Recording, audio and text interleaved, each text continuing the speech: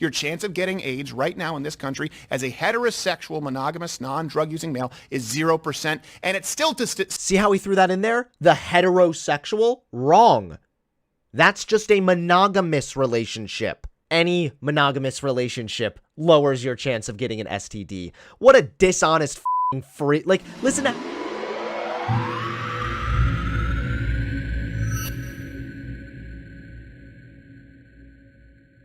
For a guy like Steven Crowder that rails against climate change, this guy sure seems obsessed with recycling homophobic arguments. Steven Crowder is probably one of the most dishonest individuals. The kind of shit that he spreads is bizarrely wrong. Like, it's just a bull-faced lie.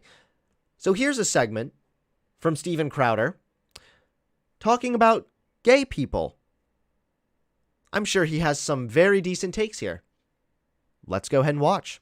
I think women generally, and I mean this, don't fully understand the danger at play, particularly from gay men. They are definitely more predatory in nature as far as recruiting than women, because men are more sexually predatory in nature. Yeah. And I think a lot of women just think, he's just catty, and I always have, women always love having gay friends. So first thing, already, just gonna say, I don't really like arguments like that. Like, men are more predatory in nature. Men tend to be more, I guess, sexually aggressive at times, but that's still kind of a leap from predatory behavior. And then to lump gay men in there too. Give me a break. This is one of the oldest homophobic arguments in the book. I mean, I've known that for a long time, and I understand you're comfortable because it's like being with a woman, but they don't often understand the world when we're talking about sexuality that men live in. And so you don't see it nearly as hypersexualized, for example, with lesbian women to the same degree that you do with gay men. No. Look, here's the issue. What is that? What about, isn't lesbian porn like super popular? What do you mean it's not super sexual? So now he's alluding again to these talking points that gay men are more promiscuous or whatever. And you know what? On a statistical level, that is true to a degree. Gay people do tend to have more partners, I think, on average.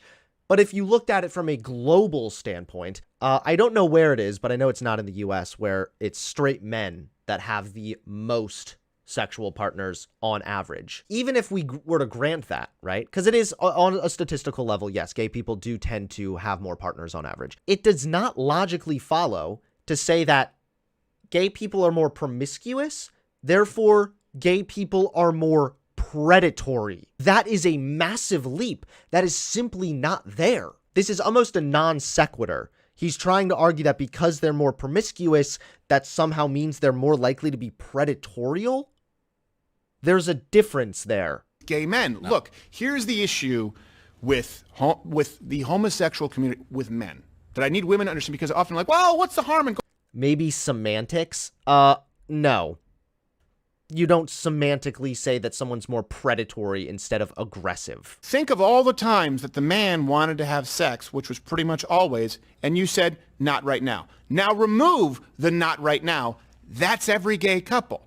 That's why almost none are monogamous. Statistically, it's true. A very, very small percentage of gay couples are monogamous. Why? Because men... Even if that were completely true, yeah, it doesn't really mean anything. So what? It's a free country. This is America. I'm sorry. People can live their lives how they please, as long as it's legal and consensual. So what does this mean? Like, this doesn't mean gay bad. Men can have unfettered sex with no emotional connection, and guess what? It feels good. And this is why you have a hypersexualized community. This is why AIDS was exclusive to the gay community in the United States, despite how Fauci lied about it. Whoa, okay. Maybe people are going to accuse me of calling out a semantic thing again. AIDS is not exclusive to the gay community, Crowder, you lying scumfuck. Does he realize that when he makes claims like that, all you have to do is point to one example of somebody who has AIDS that isn't gay, and boom, Crowder's argument is wrecked? So now I understand the scope of his point here. It's that gay men are more predatory, and the proof of that is that gay couples are less monogamous, and that's why they have AIDS more likely? Does he realize that straight couples can get AIDS also? You can get AIDS by just having penis in vagina sex. Now, it is true that because like the skin in the anus is it's kind of gross, is like more, it's more susceptible to disease. So participating in anal sex can raise your risk of getting AIDS. That's the same with straight and gay couples. This is not exclusive to gay people in any way. Your chance of getting AIDS right now in this country as a heterosexual, monogamous, non-drug using male is 0%, and it's still See how he threw that in there? The heterosexual? Wrong. That's just a monogamous relationship. Any monogamous relationship lowers your chance of getting an STD. What a dishonest fucking like, listen to how he's phrasing this. It's why often women don't understand how young boys are bullied. Yeah. Because it's very different from how young women are bullied. And so you need to... This is just like wrong information too. What do you mean? Mothers can empathize with their sons when they get bullied? And you know, if they couldn't, that would be an argument against like social ideas on what it means to be a masculine man. And so you need to understand the risk, particularly with young boys in your household, as it comes from this community. And what do I mean by this community? I mean men who have kids climb on them, show them their crotchless nylons, and do drag queen story hour. It's not just fun and a little bit peppy or spicy. It's a problem, and you need to be aware of how they're marketing to your kids. So he kind of tries to back up there, right? Tries to strawman it on, I'm talking about these people that are really creepy, even though the entire clip was him talking about how the gay community is more promiscuous, more predatory, and then saying you need to be careful with your children around members of this community. This is just like 1960s talking points. They have literally done studies where they measure blood flow to the penis when men are shown or they hear audible like descriptions of encounters with underage individuals. The subjects were 2,278 male patients referred to a specialty clinic for phallometric assessment of their erotic preferences. They literally put something like around their penis to measure like how it expanded. Really quite creepy. There was a study conducted similar to this, done I think in like the 1940s. It would have been a long time ago. And the result was that gay people didn't really seem to be like more likely to be pedophiles or anything. And so they tried to replicate that same study, and they did. So the key comparisons produced results similar to those of the first study.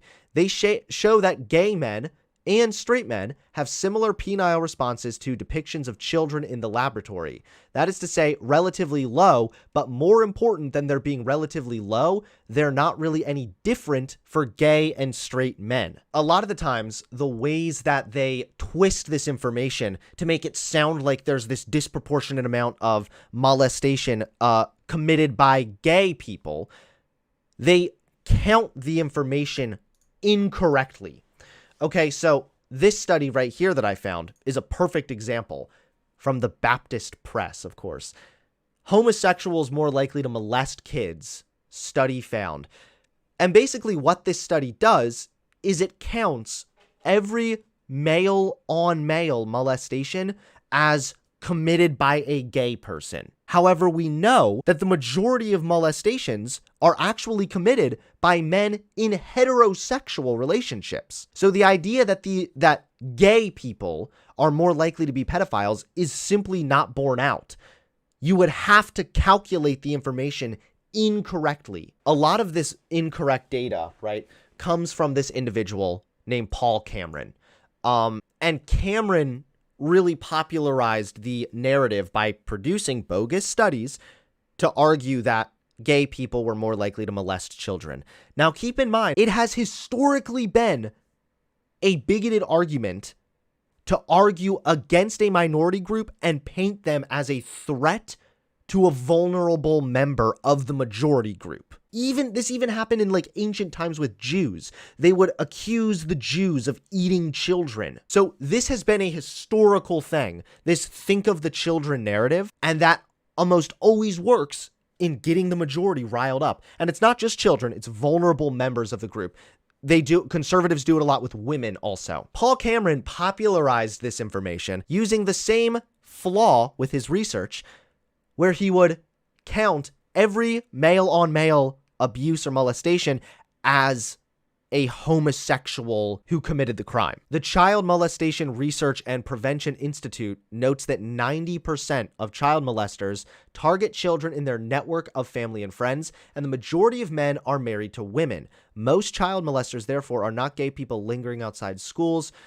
We also have the fixated child molester, okay, which is like the stereotypical pedophile, and this person couldn't even be considered a homosexual because right here, he often finds adults of either sex repulsive and often molests children of both sexes. So when they are fixated on children, that's what they're fixated on. Children. It's not like the creepy gay guy that wants to molest little boys. It's just a fixation on children. And then there's also regressive child molesters who are attracted to other adults, but they may, quote, regress to focus on children when confronted with stressful situations. The majority of regressed offenders were heterosexual in their adult relationships. Let's talk about the claim about them having like more partners. On a statistical level, like I already said, that is somewhat true. But it's also important to remember that if you ever hear people throw around the study that claims that gay men have on average 500 to 1,000 sex partners, you can laugh in their face because this was a 1970s study done by interviewing male prostitutes. So that's how they got these insanely dishonest numbers. Every single thing that Steven Crowder has said here to paint gay people as a scary threat, it's straight out of the bigot Bible, and the majority of it is untrue. Nice going, Steven Crowder, peddling the literal 1960s talking points about gay people being pedophiles, about how mothers should be concerned having gay people around their children. Nice going, dude. Yeah, but he's totally not homophobic, man. Come on. He's not a homophobe. He's just a comedian. Good going, Crowder. Just kidding. You're a fucking piece of shit. Fuck you. And no one should take you seriously. Don't forget to hit that subscribe button and click the bell so you get notified when I drop a new video.